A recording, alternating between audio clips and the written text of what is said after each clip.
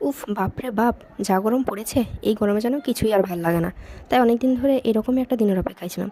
শুধু যে ওয়েদারটা ঠান্ডা করার জন্য তাই কিন্তু নয়, আম মাখা খাওয়ার জন্য। এবার তোমরা ভাবছো যে ওয়েদারের সাথে আবার আম মাখার কী সম্পর্ক? আরে দাঁড়াও দাঁড়াও, এই যে হালকা ঝড় উঠেছে, এই ঝড়ে তো টুপটাপ করে আম পড়বে তাই না? আর সেই আম কুড়িয়েই তো হবে আমাদের আম মাখা। আমাদের গাছে যে আম হয়নি তা অবশ্য নয়, কিন্তু কী বলতো, আমগুলোকে গাছে দেখতেই এত সুন্দর লাগছে যে পারতে ইচ্ছে করছে না। তো শেষমেশ আমার এতদিনের অপেক্ষার অবসান ঘটিয়ে আজ ফাইনালি একটু ঝড় উঠেছে, তাই ভাবলাম আজকেই আম মাখাটা করা যাক।